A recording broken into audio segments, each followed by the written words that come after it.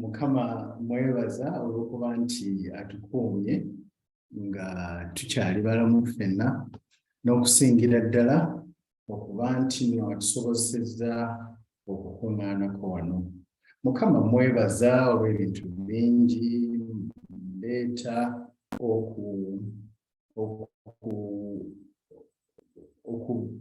ndeeta obubaka obw'okubuuza mbalamusa mbalamusa ku lw'ennyumba yange nze n'omukyala n'abaana baffe bonna. Mukama tusaba omukisa nga mutuwuliriza ku makya ga leero. Mukyala Kizito weebale nnyo, scripture reading eyo gy'otuwadde weebalire ddala nnyabo, osomye bulungi. Abooluganda obudde tututte obudde bungi nga tetuwuliziganya Oluganda simanyi kikiriwo kubanga Oluganda ndi musajja Muganda naye Oluganda oluusi lugenda ne lukuzannya. Tututte obudde bungi nga tetuwuliziganya naye Mukama mwebaza okuba nti atukuumye ne tusobola okuba nti tusobola okuwuliziganya. Ennaku zino kati kuno kwe kusaba kwange okwokusatu.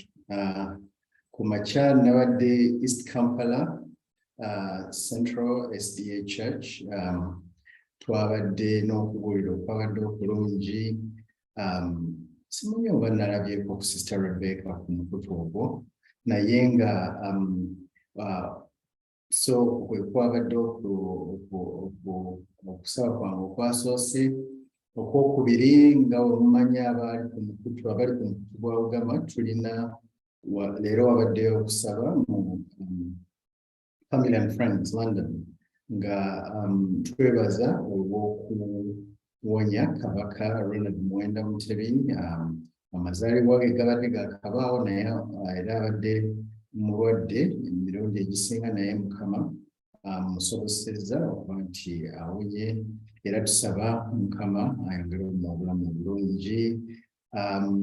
Tubaddeko n'abantu abavudde mu nsi ez'enjawulo mbazeeko nga 12.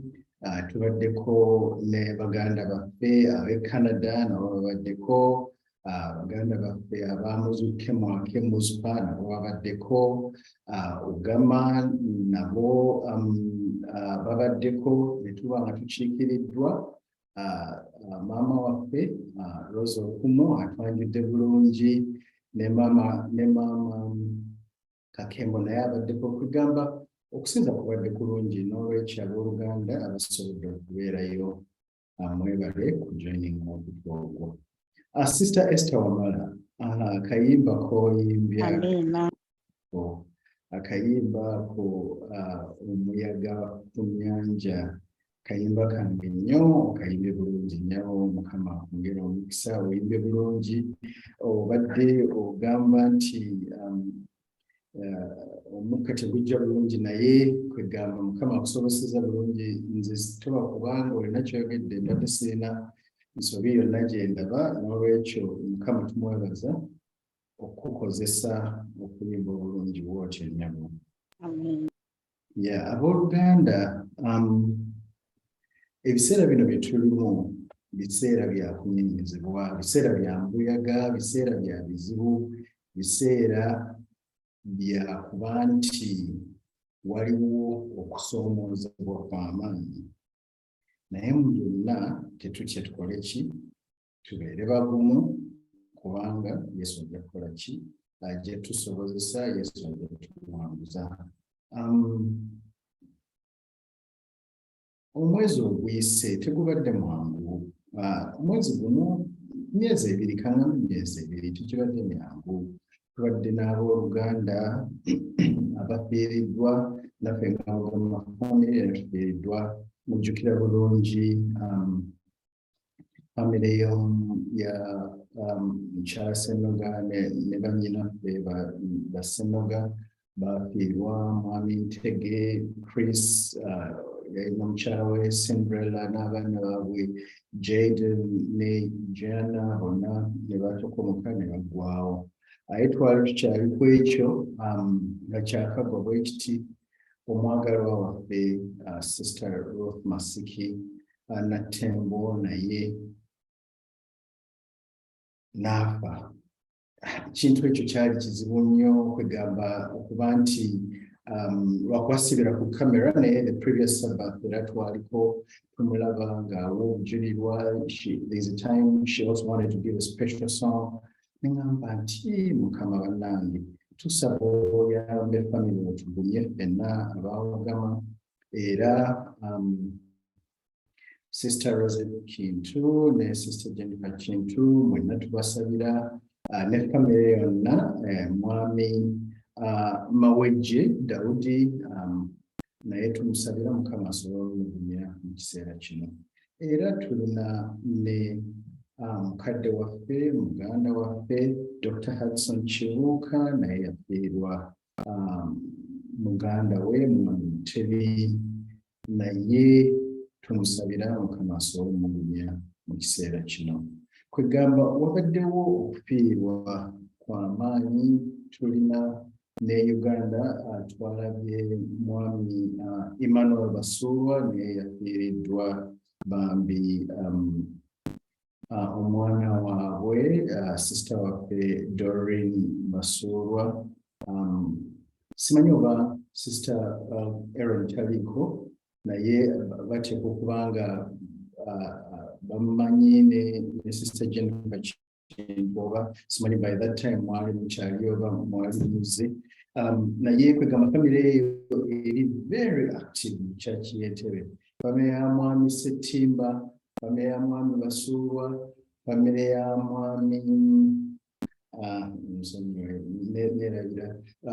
waliwo engineer Gashaija. Kwegamba family zaali nga ziri very active n'olwekyo okuba nti waliwo okufiirwa wakati w'abooluganda kireeta obwennyamivu n'okunakuwala naye tubeere bagumu kubanga tumanyi nti Yesu yali mu bitambo. Yesu yakutesitale n'olwekyo tetulina kweraliikirira.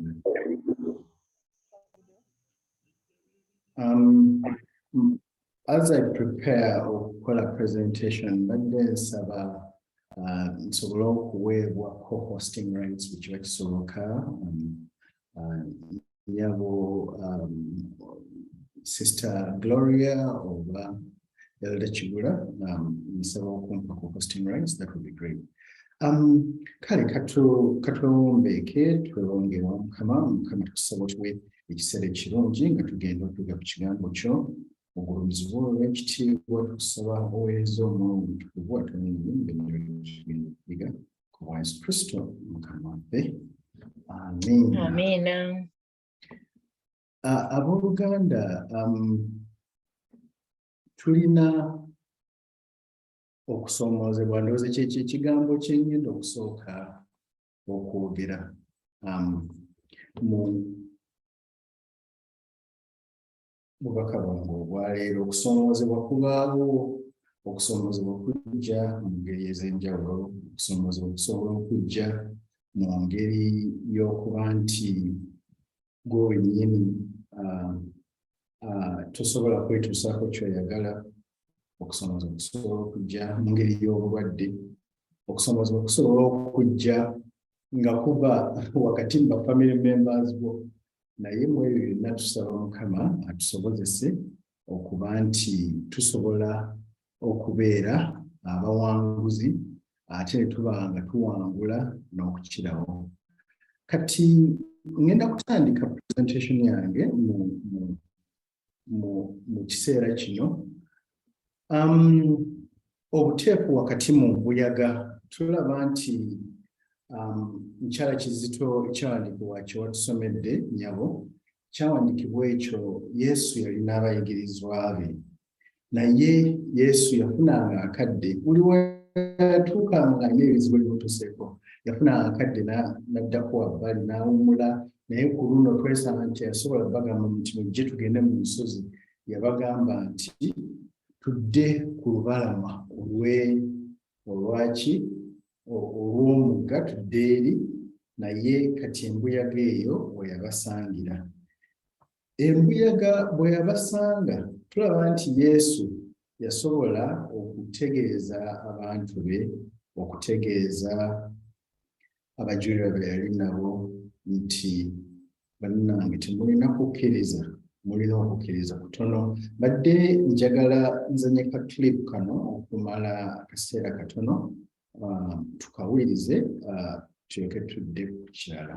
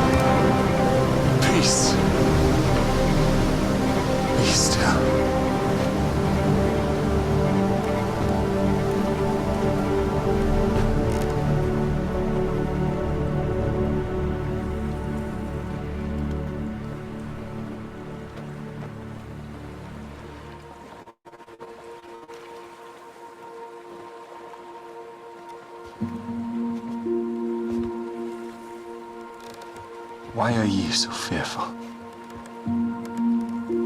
How is it that you have no faith?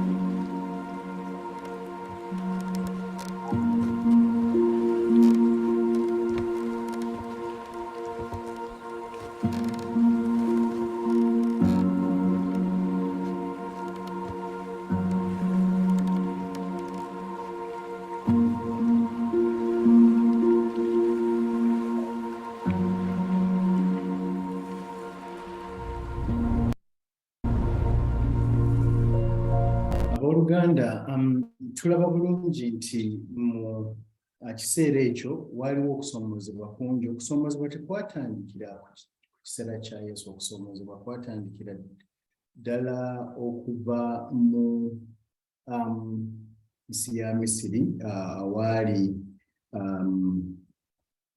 gonji ekkumi ze tumanyi bulungi, plagues 10, amazzi okukyuka, ne wajjawo ebikere, ne wajjawo ensekere, ensowera ne ziyitirira obungi, ne zipfa, ebisolo ne bifa, abantu ne bafuna amayute, ne wajjawo omuliro mungi, enzige, kwegamba n'enzikiza ku nsi, n'omwana yasooka okufa. Kwegamba ebintu bitulaba nti byaliwo mu kiseera ekyo, mu kiseera nga Yesu Katonda ayagala okulokola abantu be. Twesanga naffe mu mbeera yaffe eya bulijjo ng'abazadde, kwegamba naffe tubeera n'okusoomoozebwa mu biseera bino. Abantu tweyagala ffekka na ffekka, tulina obujja, tulina okwegomba, tulina okwewaana, tulina amalala, tuvvoola Mukama, tetuwuliriza bazadde baffe, tetusiima, kwegamba tetuli balongoofu. Weesanga ekiseera kino naddala obutawuliriza bazadde baffe ng'abaana, kugamba abaana bw'oba nga towuliriza muzadde wo ng'ate Mukama yakuwa nti nno ennaku zo zibeere nnyingi ku nsi, tekiba kirungi. Kwegamba twesanga mirundi egisinga tusoomoozebwa, tetusiima. Alfred afunyeyo emitwalo 5 egy'Uganda n'ogamba nti naye kyokka abeewabweru. Kale kyonna kyasobodde, omuntu n'asobola okumpiriza emitwalo 5 gyokka, waakiri yandikoze ki? Yandireseeyo. Naye ng'ate omuntu ono akuweereza, katugambe mukyala Kizito yazikuweereza n'abanga kwegamba alina ekintu kinene kyeyefiiriza naye bwe tusobola kiraba abantu tetusiima n'olwekyo kwegamba bwe tuba tulina bye tukola nga tusuubira okusiimibwa abantu kijja kuba kizibu tumanye nti tulina kye tukola naye tukolera Mukama ng'abazadde tusoomoozebwa mu kukuza abaana baffe era tumanyi nti buli kaseera waliwo ekigambo nze kwegamba ne mu buzaalirwa bwaffe weesanga ng'abaana bazaaliddwa nga bakyali bato naye buli omu olaba asikaza kyange bwe mba nga nkikutteko kyange bwe mba nga nkirowoozezzaako kyange bwe kiba nga kyaliko kyange n'olwekyo kyange bwe kiba nga kiri mu mikono gyange kyange bwe kiba nga okinzigyeko kyange bwe kiba nga kyaliko ekyange edda era kyange kwegamba weesanga buli kimu kyange mu mbeera eyo ntwesanga obulamu buli omu ali awo yeefaako yekka waliwo n'okwagala ebyamasanyu ne weesanga nti abantu baagala nnyo ebinyuma okusinga Katonda era nga bino byonna kwegamba byabuulirwako mu byawandiikibwa nga tulaba wano mu Timoseewo ekyokubiri sura yokusatu olwokuna mu mbeera zino zonna twesanga ne mu bwongo bwaffe tulinamu ebintu bingi naye ekibuuzo kiri nti Yesu afaayo ku birowoozo byaffe oba obuyonjo bw'emitima gyaffe emibiri gyaffe okuba nti ffe nga yeekaalu ye Yesu afaayo ku ki kye tulowooza weesanga bulijjo ne bw'oba oyagala okulowooza ebirungi ebintu by'olowoozaako okuba nti munno tomwagaliza okuba nti oyagala kulwana okuba nti oli tomwagala olowooza ku bikolwa bya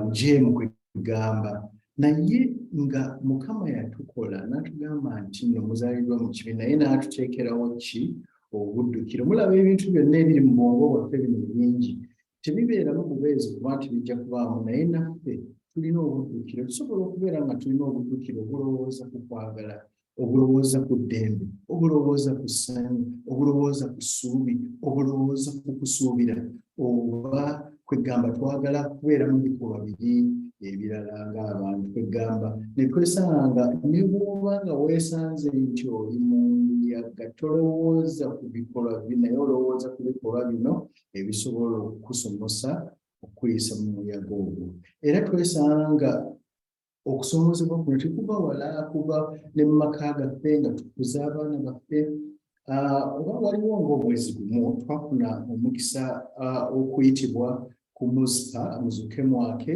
okuwa ku semina ey'abazadde n'abaana kwegamba ng'amaka gaffe nga tulaba nti buli muntu akaaba bannange amaka gaffe tukoze tutya mukyala Kizito mu semina eyo yategeeza abantu nti ekintu kiri eki Mukama tulina obudde n'abaana baffe tulina obbawa obudde nga bwe tusaba kugamba bwe tuba nga tuwa abantu obudde abali mu maka gaffe Mukama akolera wamu naffe okusobola okutuwanguza okusoomooza okwo kwe tubaamu mu maka gaffe ne tusobola okubeera n'amaka ag'essanyu twesanga tulina budde musajja wattu oli ku kompyuta essaawa yonna bali oli ku kompyuta twebuuze nti osobola okubeera ng'osobola okufuna obudde obusabako n'abantu bo ne famire yo n'obeerako ekiseera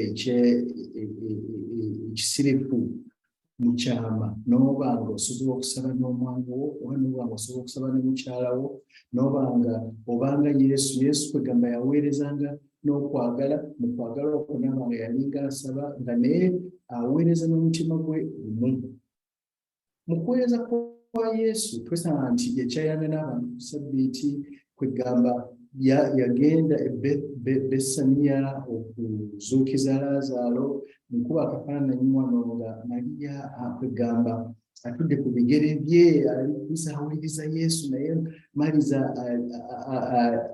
yeetooloola naye kati nga Maliza najja n'amugamba naye lwaki oluddewo nnyo okuzuukiza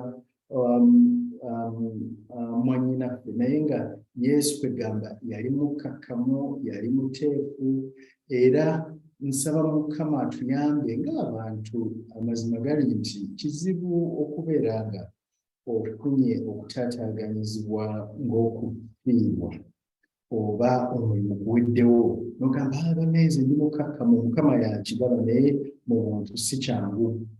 Yesu yaweerezanga n'obuwombeefu. Tulina okwebuuza nti osobola okuweereza n'obuwombeefu ng'osooka kulowooza ku balala oba weeweereza wekka nawe kagamba n'obanga tobafaako. Mu bino byonna tulaba nti Yesu yayingira mu kibuga ng'abantu bamuyozaayoza Hozaana weewe ekitiibwa, naye ng'abantu be bamu era ng'agudde mu lusuku lwa Getsemane, bantu be bamu be baali nga balinza okukola ki? Okumuteekako amaggwa, okumuteeka ku musaalaba. Kugamba Yesu yasomoozebwa nnyo mu kiseera ekyo, naye otutte ggwe obudde obw'Oluganda okulowooza ku ki Yesu kye yatukolera mu kiseera kyo ky'okusoomoozebwa, nti Yesu yatusembeza ku ntebe ya Mukama. Yesu yatusembeza ku ntebe ya Mukama ne tuba twetaaga okuba nti tetukyetaaga buliga buli, naye tusembera butereevu. Kwegamba Bannayuganda bagamba tulumba, balumba bulumbi, olumba kwegamba namulondo ya Mukama n'omutegeeza ebizibu. Essimu eri mu kuki? Mu kusaba ddakiika emu nga yatuuse n'eddakiika tewera. Gamba twetaaga ne tusembeza Mukama mu biseera byaffe eby'okusoomoozebwa. Abooluganda, okusoomoozebwa kuno twesanga abantu abamu basoomoozebwa tebalina kyakulya. Abaana batendese okuba nti basobola okuyamba abo abali mu bwetaavu, okubawaayo ku kintu ekyokulya, okubawaayo ku kyokwambala. Osobola okuyamba abantu abali mu bwetaavu nga babaddewo amataba, n'oba nga osobola okubayamba okuyita mu mbeera ng'eyo, oba tusobola okuba nti byonna bye tukola twolowoozaako ffekka. Abaana bangi balina endwadde, balina ebizibu, osobola okubayamba through community service, oba n'owaayo essaawa zo n'ogamba zino zaakuweereza mu community yange gye ndimu. Mu biseera ebisinga twesanga kati abavubuka wesanga ku ssomero wali abaana abakusoomooza, bakuyisa amannya, bakugeya nga wakabayitako, naye bakuyisa amannya kati mu birowoozo byongolina ebyolowooza nti bagambye nti ndi muddugavu nnyo, sirina kye nsobola, ndi mulema, ndi munene, ndi luuza, ndi kasasiro. Ebyo byonna n'oba nga obirowoozaako, naye osobola okulowooza ku Yesu asobola okuyamba okuyita mu kiseera ekyo ekyakazigizigi. Otutte obudde okuba nti Sabbiiti ya Mukama, okomawo mu kiseera eky'obuteefu n'olowooza ku mbeera Mukama gy'asobola okuyamba okuyita mu mbeera enzibu. Ogikuumya otya? Mukama nsaba atusobozese okuba nti tusobola okugamba nti nsazeewo okugoberera Yesu, era tewali kukola ki? Kukyuka mu bintu byonna bye nkola. Nsaba Mukama nsobozese okuba nti ngoberera Yesu era sijja kukyuka. Otutte obudde okusalawo n'ogamba nti nsobola okubeerako n'akadde ak'okusoma ku kigambo kya Mukama mu biseera eby'okubeera bizi, n'ogamba nti bannaye kampeeyo ekiseera kino nsobole okuliisa ku bwongo bwange ekigambo kya Mukama, ne bwembanga ebintu bimpitiddeko obungi, nsaba nsobole okubaayo ekiseera kino mbe nga nsobola okukiwa Mukama Katonda wange yantonda. Mu biseera ebisinga twesanga ffe abali wano ku nsi ng'abantu bayita mu mbuyaga ez'amaanyi ffe maaso ga Mukama, era ffe maaso ge okuyamba abo abali mu bwetaavu. Ffe eddoboozi lye okuba nti tutegeeza abantu okudda kwe okwokubiri, era ffe kwagala kwe okusobola okuba nti tukulaga abantu ekitangaala n'okwagala mu kiseera eky'ekizikiza. Era tusaba Mukama ayambe nti ate tusobola okubeera nga ffe emikono gye egisobola okubuulira amazima ey'ensi, era ffe bigere bye ebisobola okuba nti bisobola okukulembera abantu, okubalaga ekkubo eggolokofu, okubalaga okwagala okubasobola okubatuusa mu bulamu obutaggwaawo. ebintu bino biriwo mu biseera bino naye tulaba nti obudde buweddeyo. Omuzungu kino akiyita the hourglass. Hourglass ye yali essaawa mu biseera ebyaba Nikodemu tebaalina musaawa, naye hourglass nga bwe weetuuka bamanyi essaawa wa weetuuse. Kati obudde mutuufu bwo buweddeyo, naye tusaba Mukama atusobozesa okuba nti tusobola okumanya nti obudde buweddeyo obw'okudda kwa Yesu Kristo. Ebisoomozebwa bino bye tulaba bye tusanga bireme tujja ku mulamwa, tumanye nti nno tubeere nga tuli beeteefuteefu okusisinkana Mukama, era nti kiseera bw'aba nga azze atusanga tuli beeteefuteefu okuba nti asobola okulokola abaana be, naffe okuba tusobola okubeera abamu ku abo abalokoleddwa mu kiseera ekyo. Abooluganda, twesanga kwegamba mu biseera bino ffe tulina okuba nti tuyamba abo abalwadde, ffe tulina okubeera essanyu lyabo abatalina essanyu, ffe tulina okubeera ababudaabuda mu kiseera kino abantu abayita mu kusoomoozebwa okw'amaanyi. Abantu bano nabo tubateeketeefu Yesu ekiseera eky'okujjako bwe kinaaba nga kituuse, tube nga tuli beeteefuteefu okuba nti tugenda era tumweyungako mu bwakabaka bwe. Manyi nti nno emirundi egisinga tubeera tugamba nti bakadde b'ekkanisa banaakikola, omusumba y'anaakikola, oba gundi ne gundi be bali active abo be basobola okubikola ebyo byatutukkako tetukyasobola bikola. Naye ne twerabira nti nno ffenna nga bwe tuli Kkanisa ya Mukama, era ffenna tuweerereza wamu okuba nti nno tusobola okuweereza Mukama mu kiseera ekyetaagisa okuba nti Mukama atusobozesa okutukozesa ffe ng'abantu be mu bintu byonna bye tukola. Weesanga ogamba mu mbeera yonna gy'olimu osobola okuweereza Mukama n'otalinda musumba, n'otalinda mukadde wa kkanisa, naye n'oba ng'osazeewo nti Mukama ajja kusobola okunkozesa byonna bye nkola. Njagala okumaliriza nga era nga bannanammwe kwegamba gundi eno ebadde egenda mu maaso, embuyaga eno nga tulaba nti abantu bano baali bavaawo nga amayengo gabatwala. Amayengo gayinza okuba nga kwegamba bye bizibu by'ensi eno bikututte wakati mu mbuyaga, naye Yesu ekirungi oli naye mu lyato, weesanga nga oyinza okuba nga olina embuyaga ey'okusoomozebwa ey'okufiirwa. Embuyaga eyo Mukama, nsaba Mukama atuyambe eteeke. Oyinza okuba nga olina okusoomoozebwa kw'amataba ng'abamu ewaffe e Uganda, abantu abamu tebalina wantu we bassa bintu nga amataba gazze, niweesanga bali flooded. Wayinza okuba nga waliwo okusoomoozebwa kw'okulwala, wayinza okuba nga waliwo okusoomoozebwa nga kwegamba embuyaga yo kwegamba bulwadde. Embuyaga yo eyinza okuba nga kwegamba oba oliawo embuyaga eyo nga ya mirimu mpapula. Naye ndaba kwegamba akafaananyi mu bayigirizwa bano nga Peetero yavuddeyo addukadduka agamba Yesu tofaayo nga tufa, ofuddeyo okukoloola Mukama nga weesanze ng'oli mu mbeera ng'eyo, ofuddeyo okuwaayo abooluganda n'oba ng'osaba nabo, n'oba ng'obasabira nga beesanze mu mbeera ng'eyo.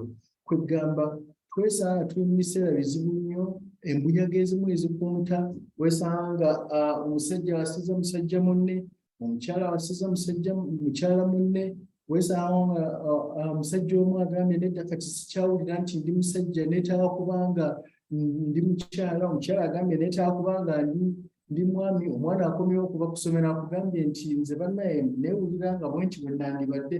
Gwe ng'omuzadde ekintu nga kino kikoze otya? Okiwadde eri Mukama akusobozese. Abooluganda, mu mbuyaga zino zonna nsaba Mukama atuyambe tusobole okubeera abakakkamu, tusobole okuwaayo nga Yesu bwe yali omukakkamu mu mbeera eyo. Gamba nga tetunnasaba, badde nsaba buli omu alowooze ku kiseera kye eky'omuyaga kyayitamu. Kiyinza okuba nga oba oliawo tonnakiyitamu naye nga kigenda kujja, kubanga bw'oba nga okyali mulamu bw'osi muno tewali muntu asobola kuwona kizibu kya mbuyaga. Bw'oba nga okyali mulamu mu nsi muno buli omu alina okusoomozebwa kwayitamu.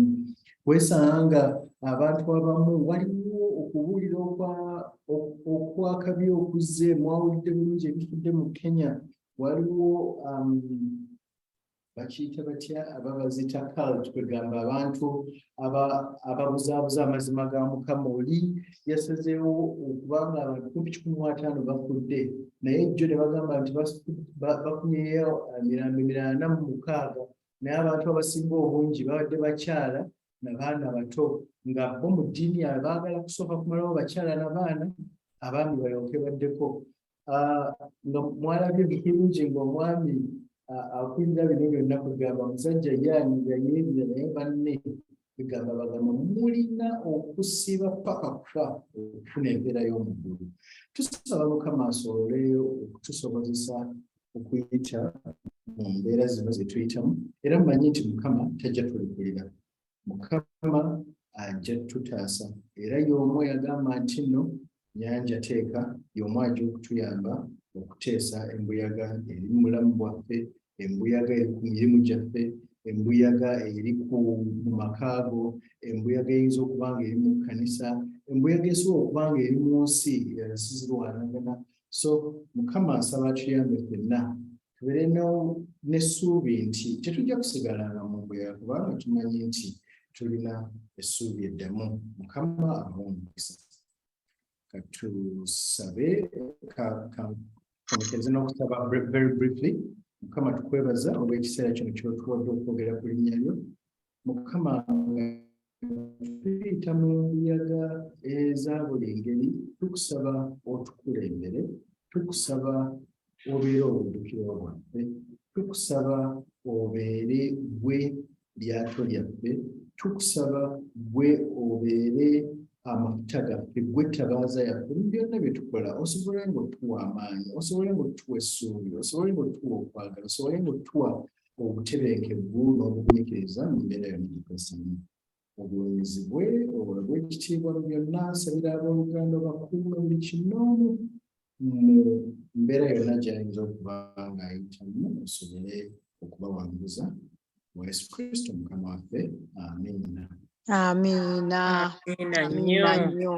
Amiina. Amiina nnyo. Amiina. Tweyanzeege ssebo Dr. Alfred Kizito olw'obubaka obulungi bwe butyo obubadde butubuulira ku buteefu wakati mu mbuyaga. Bannaye teri atalina mbuyaga mu bulamu bwe, naye ebigambo ebibadde birungi nnyo nga bitugumya. Embuyaga bw'enejja tukoze tutya? Tulina okubeera abateefu ng'Abakristaayo abooluganda. Ssebo tweyanzeege. Akuddira mu luyimba taluyiwoomya. Sijja kwongera bingi naye katumalirize okusinza kwaffe kuno nga n'oluyimba 227 nga mukyala Esther Wamala yalutuweerayo. Mukama abawe nnyo omukisa. Oluyimba bwe lunaaba luwedde, Dr. Kizito ojja kwongera otuweeyo essaala esembayo ssebo. Amiina. Wefune eddembe mu bulamu bwange oba bwembeera munaku onjigirize okukirizanga buli ngeri yonna mw'ontadde. Mirembe, mirembe, mirembe gya Yesu Mukama gy'agala mirembe Setani bwaleta ebikemo bye imusa essubi lyange di Yesu ala obunafu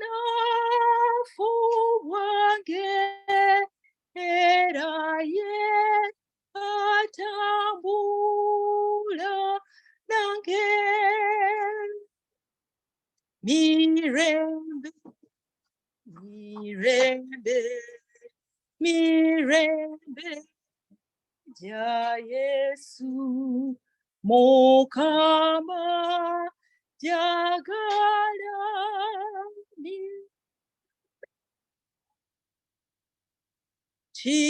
Chigambo chino kyokka kye nesiga ti ebibi byange byonna byakomererwa ku musaraba gwe Mukama Yesu ye bazibwe mirembe mirembe mirembe ja Yesu Mukama jagala mirembe Mukama oya nguye olunaku olulibikula byonna subitu kirira lwalija di mulaba Yesu namaso mirembe mirembe mirembe ja Yesu Mukama jagala mirembe. Amina. Amina nnyo. Amina nnyo nnyabo weebale nnyo obuyimba olwo. Mirembe mirembe ssebo. Dr. Kizito tuweereyo essaala ekkomekereza ssebo. Weebale nnyo nnyabo, twebaza Sister Esther Omala olw'oluyimba olwo. Oluyimba olwo buli lwe nduwulira simanyi oba taata mubiruukwali naye gwe ndowoozaako yatutegeezaako lumu nti lwe lumu ku nnyimba ze z'asinga okwagala. Bwe ndowooza ku luyimba olwo ndabanga Saala kwegamba bwe nfunira eddembe mu bulamu bwange, kwegamba weesanga twetaaga ne tusaba Mukama atuyigirize okukkirizanga buli ngeri yonna mwakoze eki, buli ngeri yonna mwakoze eki, mwatutadde. Kwegamba kasita okkiriza nti mu ngeri yonna Yesu gy'akutadde, Sitaani ne bw'aba aleeta ebikemo bye, yimusa essuubi lyo eri Yesu, mutegeeze nti Yesu nange olunaku bwange okola ki? Obulaba, era omuyaga guno oba okusoomoozebwa kuno sigenda kuyitamu nzekka, naye nsaba otambule nange, kubanga manyi nti ekigambo kyo kyokka kye neesiga, era ekigambo kyo kye kimponya. Ebibi byange ne binaaba bingi nnyo nga egamba bijjuze binzitoledde bijjula n'okunsuula ekigo. kanzijukire ku ngeri gye baakomerera Yesu ku musaalaba ogwo okuba nti nsobola okwebaza Mukama ne ŋŋamba nti mirembe mirembe era mu ssaala eyo nsaba ffenna mu kusaba kwaffe tusobole okusaba nti Mukama akole ki ayanguye olunaku lw'anaatuwonya ensi eno erimu okulwanagana ensi eno erimu okufiirwa ensi eno erimu okufa ensi eno erimu kwegamba ebizibu ebingi Mukama atuuse ku lunaku olwo lw'asobola okubikkula byonna era asobole okutuyamba essuubi lyaffe lisobole okutuukirako olwo olunaku tusobole okulaba Yesu n'amaaso gaffe kale katusabe Mukama weebale nnyo olw'ekiseera kino ky'otuwadde tumanyi nti obadde wamu naffe era tuli beesigwa nti tetuli ffekka mu muyaga oli wamu naffe tukusaba otuwambaatire ebiwawaatiro byo tukusaba otukwatire n'omukono gwo ogwa ddyo tukusaba osobole okutuwanirira mu buli mbeera yonna kubanga tumanyi gwe mulwanyi waffe tumanyi gwe gwatwagala tumanyi gwe ttabaaza yaffe tewali muntu yenna asobola twanganga netulinaawo ebizibu byonna byetwesangamu ebyokufiirwa ebyempapula okuba nga tetulina mirimu Mukama tukusaba otusobozese okutuwanguza ogulumizibwe mu byonna Mukama famire zonna eziri ku mukutu guno nzisabira Mukama oziwe omukisa gwo bawe okwagala bawe obumu bawe obugumu nga bayita mu muyaga yonna gye basobola okuba nga beesangamu Mukama tuyambe tusobole okubeera abawanguzi tuyambe tusobole okubeera abalindirizi tuyambe tusobole okubeera naawe obulikomyawo obwakabaka bwo wa Yesu Kristo Mukama waffe amiina Amiina. Amiina nnyo tweyanzeege omubuulizi waffe Dr. Alfred Kizito weebale nnyo weebalire ddala ssebo olw'ebigambo ebituzizaamu essuubi ebirungi bwe bityo